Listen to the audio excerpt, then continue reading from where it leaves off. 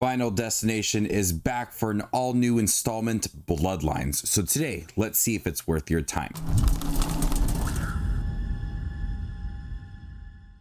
Plagued by a violent and reoccurring nightmare, a college student heads home to track down the one person who might be able to break the cycle of death and save her family from the grisly demise that awaits them. Now, I want to say I'm a big fan of the Final Destination franchise.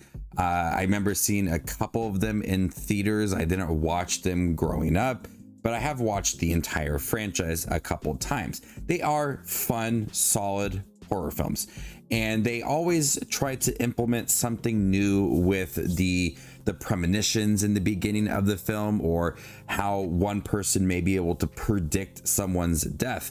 And the way that they are able to implement something new to Bloodlines feels very right for this franchise. Like, it is the step in the right direction and justifies bringing this franchise back. They're able to do something unique with it and explore more of death's plans and how you try to cheat death.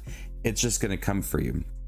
And the way that they were able to open up this film decades prior with the premonition in the beginning and leading into our current time, and everybody that survived with the beginning with that premonition now is affected because of surviving, and now death is coming for you.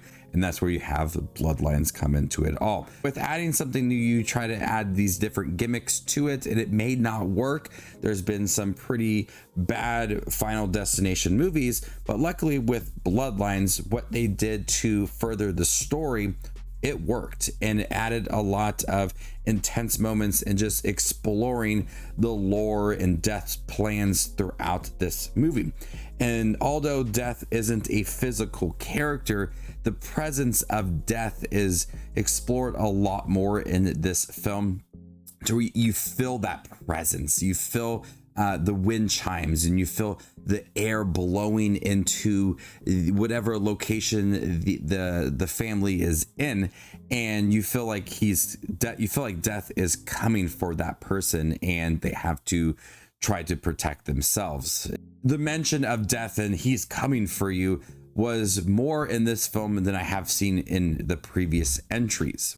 And these are all likable characters too. This young girl in college is plagued by these recurring nightmares, which is a premonition in the beginning of the film. And so she goes to try to protect her family and learn about her grandmother. You have your typical moments where everybody doesn't believe them, but these are likable characters. These are characters that I wanted to see survive and try to cheat death. Some characters you've had in the previous entries that you just didn't really care about and you were waiting for their turn to die.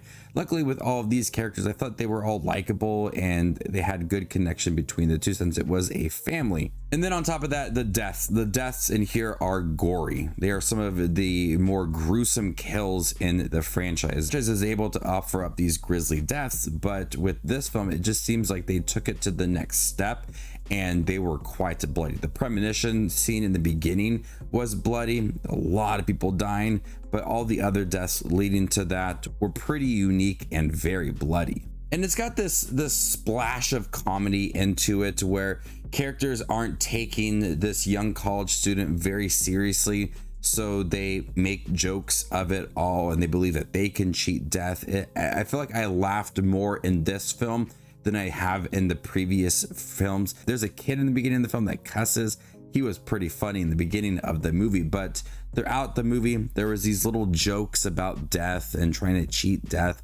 I thought that was pretty funny, and I laughed quite often throughout the movie, which I fully did not expect. But it's also able to balance that darker tone when you look at the bloodline, and if you save people that are meant to die, it's just only going to affect every single person down the road, and the people that they have children and grandchildren. That line just keeps on growing and offering up this unique way to present death. Don't mess with death's plans. I thought it was a unique way to bring that all into the film, and it overall worked.